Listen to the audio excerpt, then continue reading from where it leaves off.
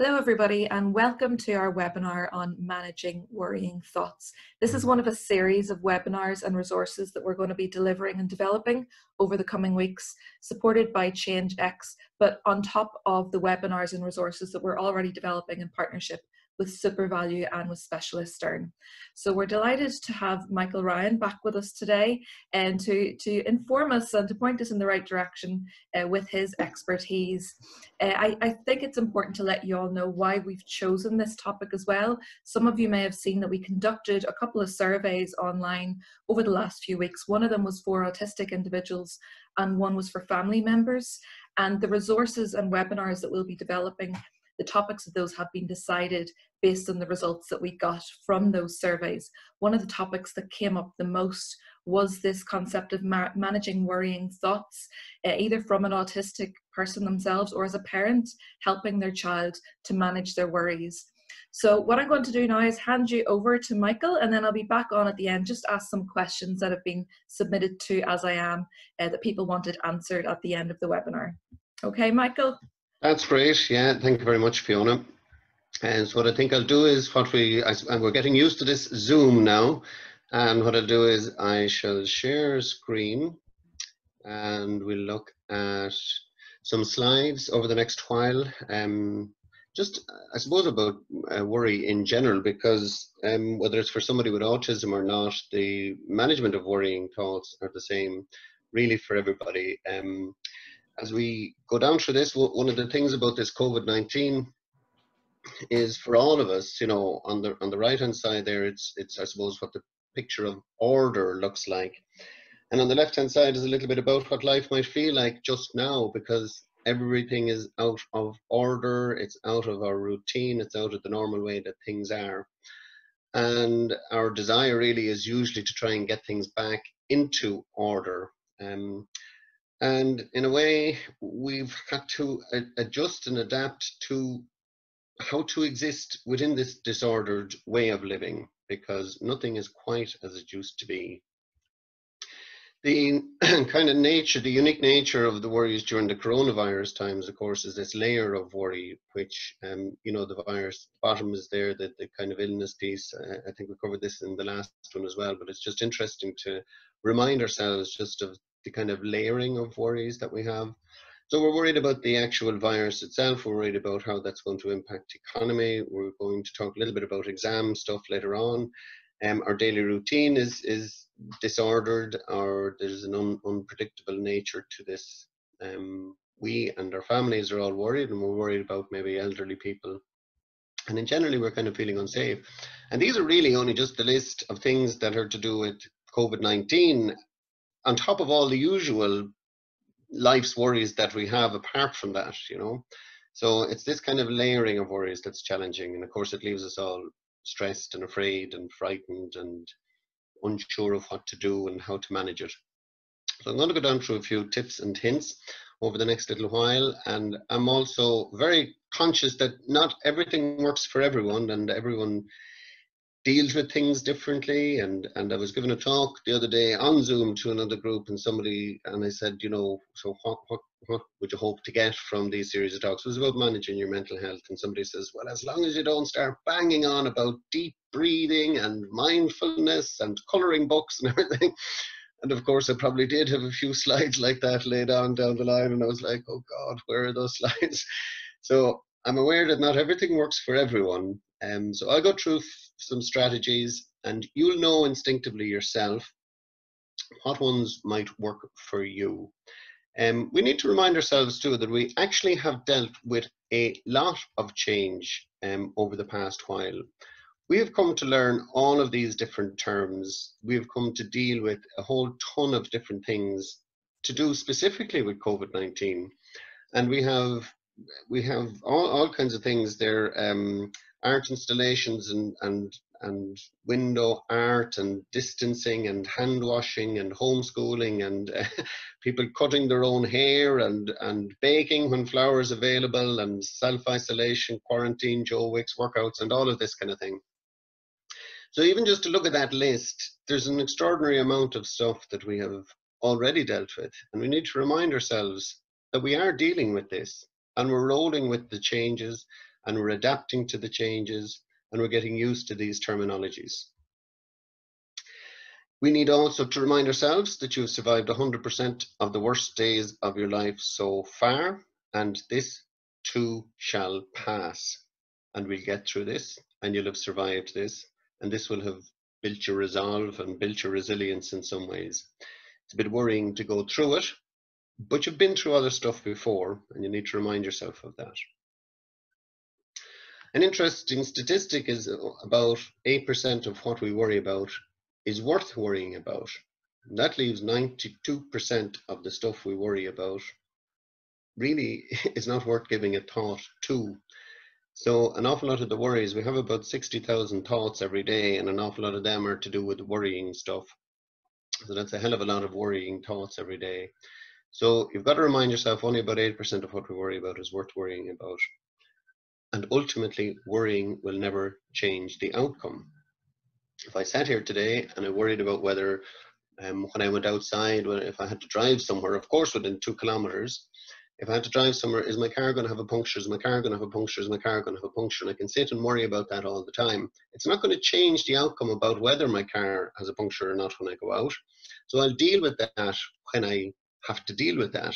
And so the way I work is, I know I'll deal with it. I've dealt with everything else in the past, and I'll deal with that if and when it comes. And someday I will go out, and someday I will be right. There will be a puncture there. But the worrying about it won't have changed the outcome, so I'll deal with that then. The problem is I could worry about that for 10 years, and after 10 years, eventually the thing will have happened, and I'll be going, now, wasn't it right to worry about that? But I've spent 9 years and 12 months and nearly worrying about something that wasn't worth worrying about. So we have to try and change our thoughts.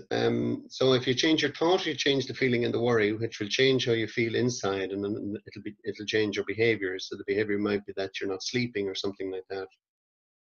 So as you go down through these next few slides, what I'd ask you to do is then try and examine your thoughts afterwards. And what that'll do is it'll change the fears, and it'll change the worries, and everything else will change after that. We do have a negative bias in our brains, and the negative bias is down here in the bottom part of our brain. And it is helpful in some ways because it prepares us for some things that might go wrong. It's most useful when, say, if I was throwing a ball at you, you would instinctively jump out of the way. Or if you're going to walk out in front of a bus or something, you will instinctively jump back when out of the corner of your eye you'll see the bus. So the negative bias has some merit. The only problem is in times of crisis, it goes into overdrive to try and think of all of the things that can go wrong. And so what I try and do is we try and remember, if you remember this statement here, my life has been full of terrible misfortunes, most of which never happened, from Michel de Montaigne. And really, you know, he obviously was a chronic worrier, and he would worry about all of those things, most of which never happened, of course. But then you live in this constant state of fear about things that aren't worth worrying about. It's in the bottom part of our brain here where we worry about these things, and it's kind of this survival mode. And that was quite important maybe back thousands of years ago when there was so many different kind of threats to our life and we needed to constantly be vigilant. But that isn't the case now. But that bit of our brain has still kind of remained strong. So what we need to try and do is move from the bottom part of our brain up to the more logical, the neocortex as it's called here, but up to the more logical kind of frontal part of our brains, which deal with logic. And that will help us to get out of this kind of panic-stricken mode that kind of keeps us in this cycle of fear, and up to the more logical part of our brain to say, well, actually, you know what, that's really not worth worrying about. And even if that did happen, I would be able to deal with it. So I'll deal with it if or when it happens. So one of the things I suggest you do is to make a list of the worries, you know, so that you can externalize them. Because when we externalize them, what we do is we give our brains a different chance of processing our worry. If it's a thing that the worry goes round and round and round and round and round in your brain, it just stays there kind of on a loop, you know. When you externalize it, say even if you write it out, the information comes back in through your eyes, your brain sees those worries down there, and it starts to work in a slightly different way than what happens if it just goes round and round in your brain. It's the same thing as if you're talking, you know, to anybody, anyone that you trust, your therapists or parents or friends or whomever, that once you externalize it, you'll hear yourself talking about it, your ears will regurgitate that information, and they'll get starting to work away on how to deal with this worry, this situation. What I also recommend is that you take a specific time each day. So let me just see if it's on the next slide. No, it's back, it's down further a little bit. But what we try and do is we contain the worry time. So if you say you're going to sit down each day at 7 o'clock and look through your worries and write out your current list. As worries come through your mind during the day, then you say, it's okay, I'm going to deal with that at 7 o'clock. Now, what you might start to do is to worry that you forget about the worry by 7 o'clock. If you've forgotten about the worry by 7 o'clock, it wasn't worth worrying about in the first place. So don't worry about that. So if you sit down each day at 7 o'clock, you'll then deal with them as they come up. Put them into two lists, productive and unproductive. The productive is the ones that you can do something about, and then try and do something about them. The unproductive ones are the broader ones, like what will happen if the restrictions are lifted, what will happen if I mean, that could be about anything, but those things are always really in the hands of experts and nothing that we can do about them, and so they're not worth worrying about. Is the only thing that you need to concern yourself about is stuff that you can control. So those lists would be helpful, and then you contain the worries. It's a bit like the carton of milk. We say, without the structure around the milk goes everywhere. But when you put it in a carton, it's contained. And that's kind of what we're doing here about having a time every day, 7 o'clock or whatever suits you, maybe morning suits you better. And you say, I'll deal with the worries then. What happens is then you get out of the habit of constantly worrying, and you'll deal with it at a specific time. When you're doing your list, then break down each worry into manageable pieces and address them one by one, so that you can see what you can take control of and place solutions in place for each bit of that worry. You might also find that there isn't as many things to worry about as you thought, and also there mightn't be as many bits to it that you figured there would be, and the bits might be much more manageable. Another helpful thing is to ask, what's the worst that could happen? Because generally the worries go round and round and round, and we don't actually consider what is the worst outcome. And actually, if you consider this one, you'll realize that actually you can deal with the worst outcome that can happen. Because the reality of it is, you know, whether it's about this COVID situation or whatever, you know, we all live in a general fear towards around our health, and the fear of death, and the fear of whether we get sick, and all of that kind of stuff. But there's so many things that can happen to us in life. None of them are worth worrying about. Certainly COVID is not worth worrying about any more than any of the rest of them. And so you'll say, what's the worst that could happen? And you need to remind yourself that every day you take calculated risks just by leaving your house, whether it's getting into a car, taking public transport, or trying new things. So, you know, you get into a car every day, and somewhere in Ireland, somebody's going to have a car crash today. That's just statistically the way it goes. I don't know, maybe there's a few of them every day. But statistically, you also think, well, I'm going to get into the car with a safe driver. Now, you don't think this consciously, but your brain has made this this assessment for you. You say, I'm going to get into the car with a safe driver. We're going to stick within the speed limits. I'm going to wear my seatbelt. And so this is a worthwhile risk for me to take. And you've got to take the same approach then with COVID-19 or anything else. You wash your hands, you do your social distancing, and do all the stuff that we're told to do.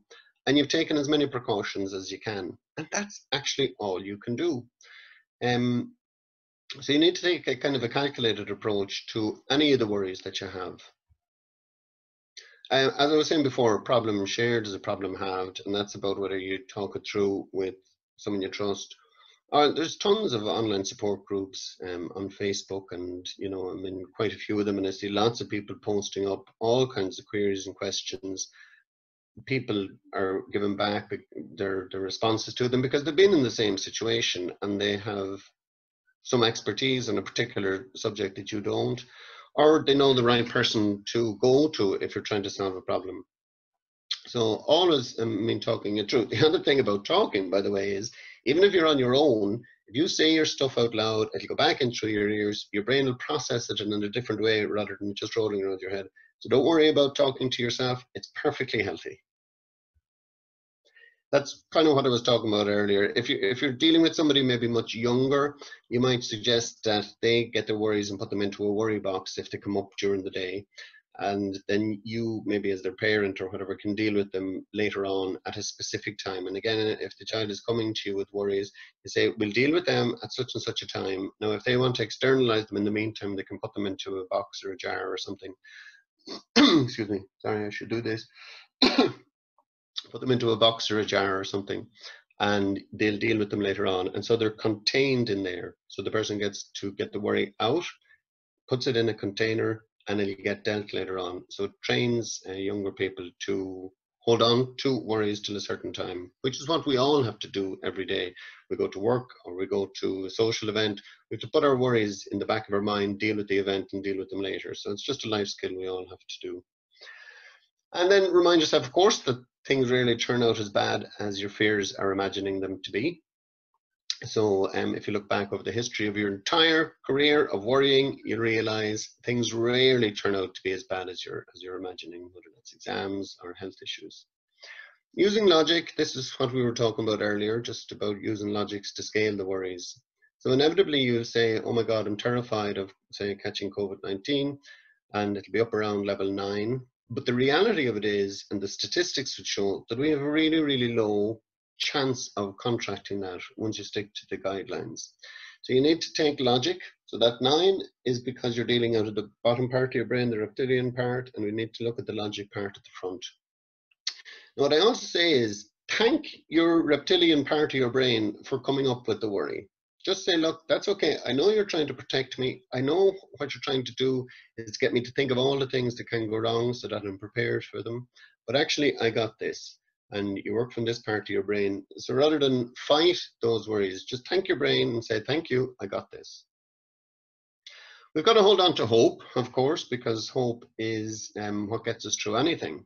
And I remember reading a guy called Viktor Frankl years ago. And Viktor Frankl was a physician who was in the concentration camps of the Nazi Germany situation back in World War II. And Viktor Frankl was treated a little bit better than most of the other prisoners because he was a doctor. So he was helping out some of the soldiers. He was a Jewish person who was a prisoner in the camp. And he saw horrendous abuse and horrendous violation of human rights and death and torture and awful stuff. But he did start to wonder, in the morning, some people would get up and they'd get out and they'd face the day and they'd go off and they'd do whatever they needed to do, whereas others had given up and they had died during the night. And he wondered what was the difference between the people who got up to face into this torture and those who had died. And the difference was the people who got up every day to face it was that they had hope. They had hope that this would end. They had hope that the situation would resolve. They had hope that they'd get free, and they'd hope that they'd see their families again. So we've got to hold on to hope. So like I was saying before, you can change your thinking. So we need to look at what we were doing before. So if you can change your thoughts, it'll change your fears and worries, and it'll change how you physically react and then the behaviors that come to it. So that's the cycle that we're looking for. So you need to examine your thoughts, reassess whether those worries are justified or not, and then everything else will change. Whenever you're really worried, it's always useful to check in with one of your senses, because if you're actually looking at something intently, if you're actually listening to something, if you're focusing on taste, touch, or smell, you can't actually think about anything else. It just gives your brain a chance just to get out of that worry situation or that stress or that anxiety. So focusing on any of your senses is a really good way of grounding yourself. One of the challenges we have around a situation like COVID-19 is about our compassion for all of the people, say, who are in nursing homes, our compassion for the people of New York or Italy, or compassion for the people of England or anybody in Ireland who's going through this challenge and stress, or anybody who's contracted the virus. Because we have a kind of a human, it's a human nature where we go, oh my God, I can't believe so much, and there's mass graves here, and there's terrible figures coming out of this place and that place, and the epicenter is moved, and they still don't have the vaccine. We get all kinds of stressed about the pain and suffering that everyone else is going through. But the challenge is that actually there's nothing, our compassion has nowhere to go, and it gets stuck in your system then, because those things are happening in other places and possibly with other families, and they don't get any benefit from your compassion, you know. And there are times when I have to try and I suppose limit my compassion for different things. And you know, I might go in for the news, and there could be some awful thing have happened, a tsunami somewhere, a volcano, or an earthquake, and you know, I'll be told 300 people have died there and whatever, and I go, okay, right, yeah, that's very sad, and I get on with something, and then I'll be accused of being very cold-hearted and all of that. But actually, it's not that I'm cold-hearted. The thing has happened. There's nothing I can do about that. And I just have to say, I dealt with a lot of other stuff today, and actually taking on the misery of that new event is not going to help me at all. So in order to avoid compassion fatigue, I have to literally budget out what I can care for, and leave the other stuff that I can't do anything about. Just that is how life is, and life can be cruel and unfair sometimes. It's always helpful, you know, and depending on your age, where you are on this chart here, whether you're a young person who can create some place nice to go in your head, somewhere safe and somewhere happy to go in your head. I'm not sure if the text on the top there can be seen, because my head is probably in the way of that. So when you're worried, it's useful just to have somewhere nice to go. Now, for some, that could be, you know, a fun fair, or football, or dancing, or visiting grandparents, or going to the beach. If you're a mathematician type person, maybe just doing some equations in your head is good. If you're into Dungeons and Dragons, or whatever other hobby you're into, or trains, or running, or whatever it is. So it's always good to have somewhere nice to go in your head, just to escape the worries. Turning off notifications and unfriending kind of unhealthy groups is useful. We can get bombarded from all kinds of places about stuff to do with the pandemic, or the crisis, or whatever it is that worries you. And you might have to kind of mute some excitable friends, you know, because some people love to kind of bump out all of the latest statistics and all of the bad news to do with this stuff. So maybe choose who you have on your listening list and watch lists. If you can limit your exposure to the news to a couple of times a day, that would be great. And silence any of the, and that's not just the WhatsApp groups maybe that are full of kind of bad news or anything. It's just a lot of people are trying to share funny stories and memes and news and events and entertainment stuff, and putting up quizzes and all kinds of stuff. So your WhatsApp inbox can get quite full quite quickly. So maybe take a break from WhatsApp from time to time, and limit your exposure to the news. So I would like schedule in, like, I would try and catch the news at least once a day, but I'd be very wary if I'm listening just in the background to a radio show that has constant contributor after contributor all about the same thing. I kind of go, you know what, I'm going to leave that. I know later on this evening I'll catch up on all of the latest stuff that I need to know. Whenever you get into a kind of a real bind of worry, if you reset your system, it helps. So that usually comes in the form of some kind of exercise. I have been getting my walk in every day, and an odd day I'd notice at the end of the day I might be too tired and I might let that go. So I've decided now I need to get the walk in the morning to make sure I get my system set up for the day. And I find that it's much easier. You start the day with a clear head. But during the day, if I find that I'm getting a little bit stressed, I will just get down, do a few press-ups, something like that, just to kind of reset the system. And I find it really helpful. A random act of kindness is a wonderful way to take back control, because if you start to focus your attention away from the negative and onto something positive, you regain control. It's like if you're here and the worry sits on top of you here, what happens is the worries go here and you're back in control, and you're the person who's making the decisions. Something positive like a random act of kindness is a great way to feel in control, and of course the other person benefits.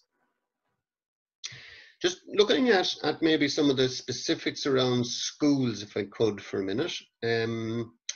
One of the SEN teachers earlier was telling me that ReviseWise have put all of their details. So this is ReviseWise, so it takes each subject, it's an Irish company, and takes each subject and it breaks it down to probably the best things that you can do between now and the Leaving Cert, because we're in April now. And between now and the Leaving Cert, you probably need to try and focus on what's the best thing you can do for that particular subject. So whether it's for the Junior Cert, which will take its own form later on in September, or the Leaving Cert, which will probably happen in August. And I've expanded the codes just down there at the bottom to make them a little more legible. So you can go on there and if you focus on them, because we get bombarded with information about what to do. So this is, of course, specifically for the school-going people, with all kinds of links and resources and everything. But if you really want to try and focus for the Leaving Cert or the Junior Cert between now and those exams, this is probably the wisest way to go. I've nothing to do with the Education Company of Ireland or anything like that, but I do admire them for putting this stuff up for free and available to everybody. Another wonderful way of kind of breaking off from your worries and everything is creative expressions. So that can be anything. For me, I've decided to try and learn the mouth organ between now and the end of the lockdown. So far, I've kind of learned a very bad version of Happy Birthday to You, which I played to a couple of people the other day. I could see them kind of putting their hands to their ears, but I'll probably get better as time goes on. So I'm hoping that you might also find some new thing to do, or just go back to your old favorite form of creative therapy or creative art.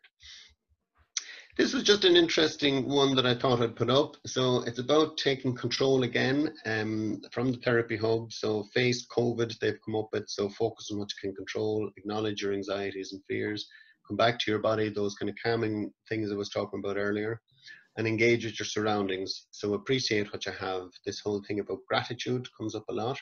So it is a wonderful thing to do, to kind of remind ourselves actually that it's not, life is just not all full of these worries. We actually have a lot of positives going on.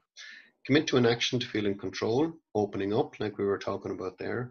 And again, your values. So try and figure out what you'll be proud of by the time you come out of this crisis situation. Identify the resources, and have some of them later on. And disinfect and distance. So there are two good D's that they squeezed in at the end there. I'm not going to go through this really with you. It's just, it's a useful thing. If maybe what I can do is give Fiona the slides afterwards, if anyone wants to email into As I Am, and you'll be able to get a PDF of this presentation. So really what we're hoping to do is get over to the right hand side of this into the growth zone, and out of the fear zone, and even out of the learning zone, because there's only limited amount of stuff that'll benefit us really, and then into the growth zone, which is where the magic is going to happen.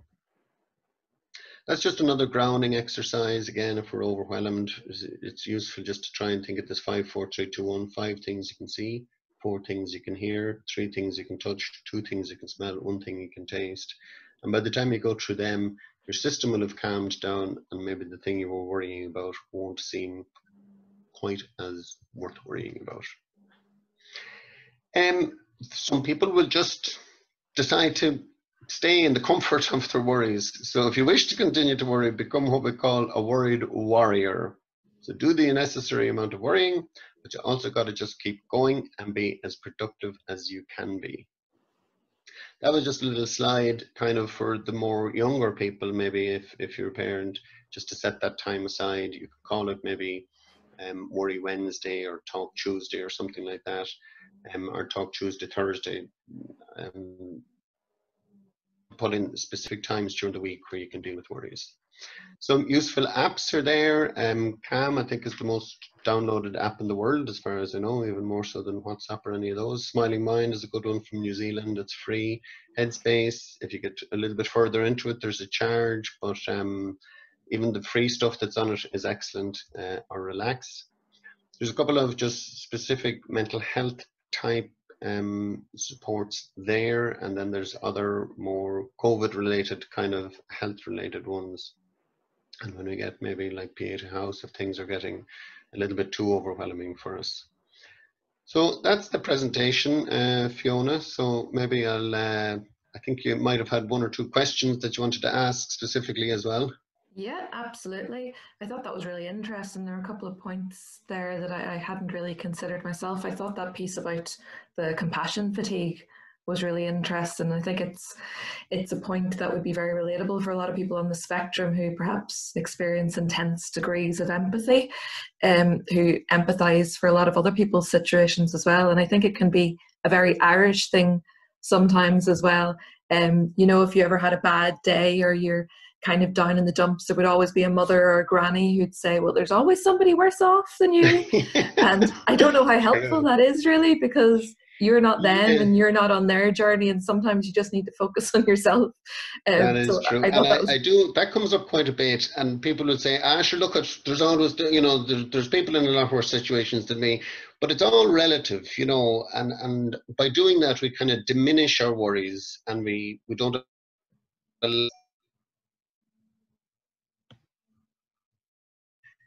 and while there is always somebody worse off, it's not, if you compare, you will despair, and it,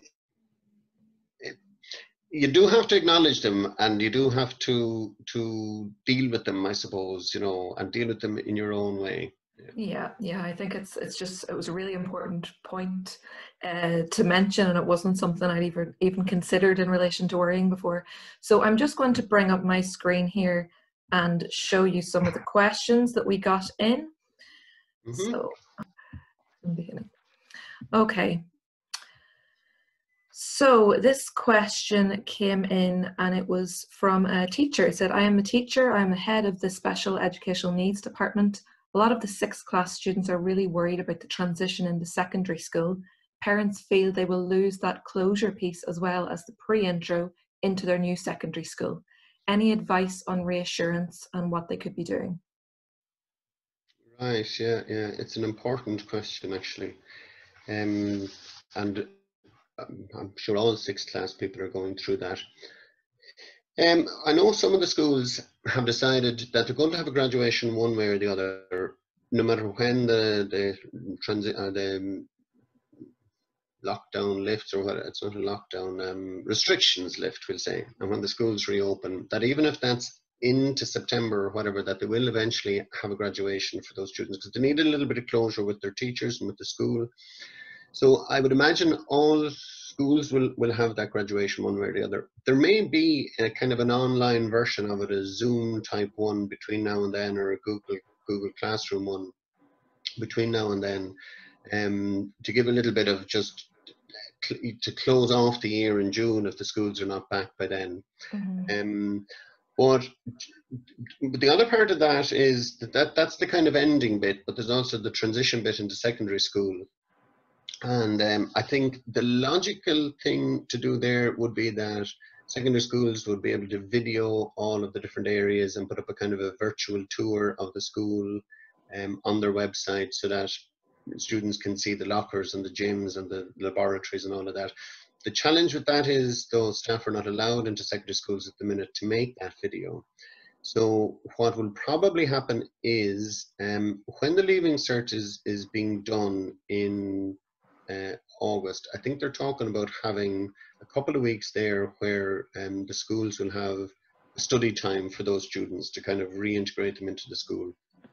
It'll be in a social distancing fashion, but generally the SENs of that school will take those 2 weeks. So the school will only have a very minimum amount of students in it, and they'll take those 2 weeks to do any of the individual tours of the school, for students who are on the spectrum, maybe, who might need just that individual thing. So, a lot of the things that we would find with students coming into secondary school is that they're worried about lockers, so they'll be able to see them.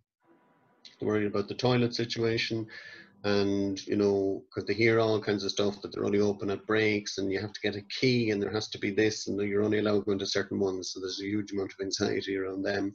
They Mm-hmm. want reassurances about the map of the school and how to be. And I know one of the teachers that does those tours usually gives them a small little quiz, kind of, so they get a map and she'll say, so how do you get from the home economics room to the metalwork room, or how do you get from that laboratory to classroom C11, or whatever the case may be. And they love then kind of having to solve this riddle and solve the puzzle and be detectives, you know. Yeah, and So that's reassuring, I'm sure, for a lot of parents, just hearing that there are plans in place, and you know, a lot of people are in the same position. And even though whenever you're a parent to a child, or even a teacher to a group of children, you're only focused on your own child or your own group, but a lot of people are in the same position. They're not just going to be left in limbo. There will be some sort of support in place for them. yeah, yeah, and I would suggest if you have a child with additional needs who's going into secondary school, that you can email the school. They'll send it on to the person who's over the special education needs of that school, to just try and find out what that school's plan is, what they anticipate happening, and then to try and find out what are the accommodations that maybe have been applied for their students, so that they can know what supports are going to be available for them before they go in. The student can go on the website. Maybe it might be a good idea, because lots of times there'll be pictures of classrooms and pictures of corridors and pictures of events, so that they'll start to get a feel for what that school looks like and feels like, and what kind of activities take place there. Um, what else was I going to say? Yeah, that they should, if there's a buddy system, also it might be useful to check and see if there is a kind of a friendship process, because their student might be the only one going. They might have to travel a good bit to go to a specific school, which might be Yeah. quite far away from primary school, and so there might not be anybody else going from their school to that particular place. So it could be an idea to maybe find out if there is a buddy system. Great. And also then, you know, inevitably, you know, the SENs in the secondary schools are really good. They probably have some social stories that they might be able to send out, or they might already have a video that they could send out that they've done for other students in the past. Yeah, well, that's all really helpful. Those are good tips, either for teachers or for parents in managing that transition. We'll move on to the next question. So this question came in saying, it was from an autistic adult, saying, I struggle with anxiety on a 24/7 basis, and I'd like to find out possible techniques to help my worrying thoughts, any worrying thought. And I know that a lot of the strategies we probably covered on the webinar itself, but perhaps if that didn't meet the needs of this particular person or Hmm. another person, is there anything additional, maybe another service you Yeah. could point them in the direction of? I mean, when you think of 24/7, and I mean, I know this person's situation is not unique, because that is the experience of a lot of people, and particularly a lot of people who are on the spectrum. And I mean, just it's difficult to try and think just how difficult life is for someone who's 24/7 worrying, you know. And that's because Mm, they're all of the back of their brain is just constantly trying to prepare them. Generally what I find is that people who are in the 24/7 type of way of thinking is somebody who's come up through the school system and just life in general. And because they have a unique way of thinking, they have been ridiculed for that, or teased for that, or bullied for that, or, you know, people just don't get them. And so then they start to go inwards on themselves, kind of going, oh my God, I said something that made perfect sense to me when I was 7, and everyone laughed in the class. Or I was doing this particular hobby or habit or stimming or whatever it was, and everyone laughed at me when I was 14 or whatever.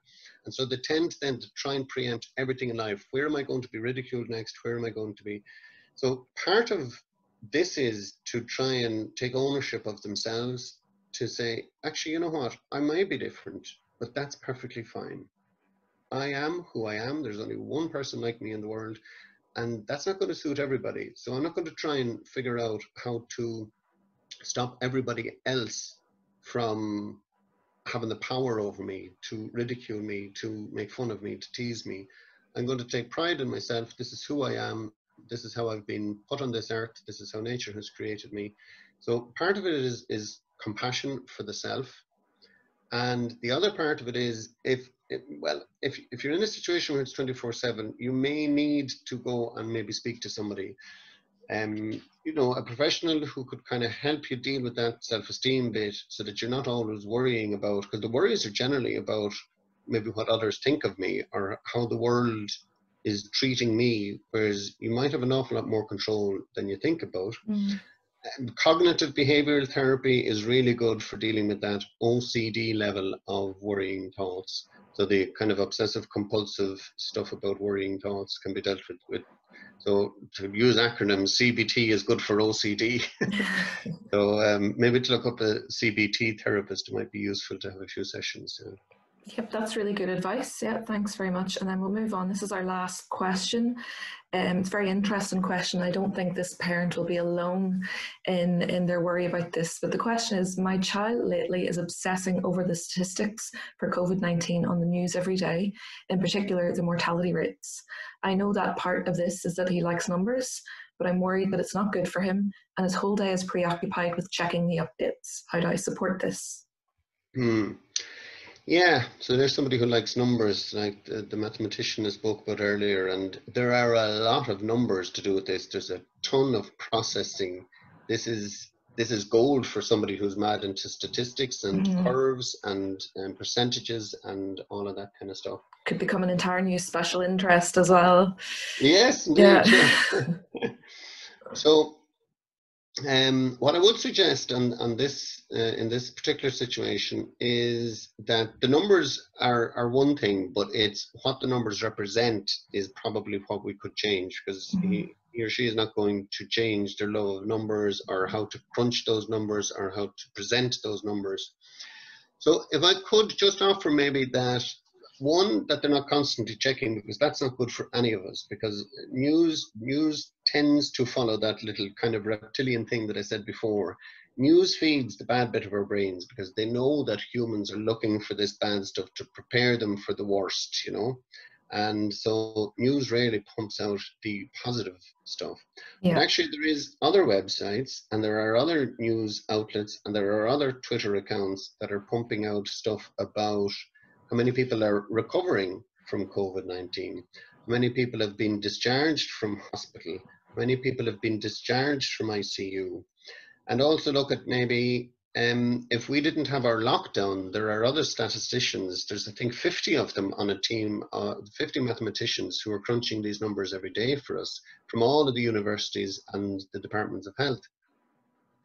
And they can predict what would have happened had we not had our lockdown when we did, or our restrictions when we did. It could have predicted, you know, a very, very much more distressing rate of figures. So if this person could try and focus on where we're at versus where we could have been, it'll be a much more positive kind of a way of looking at the thing. If they can include in the numbers those things that I was mentioning, like who's been discharged, who's recovered, those kind of things. And then also look at, I suppose, our situation here compared to somewhere that didn't put the restrictions in. And our graphs will show a much more healthy version of how it's affecting us. We might have been lucky that we're a little island and we were able to kind of do that isolation almost as an island. And, you know, to try and put some positive spin on it, you know. Yeah, that's what I would suggest. Try and look for some of the more positive statistics around this, around recovery.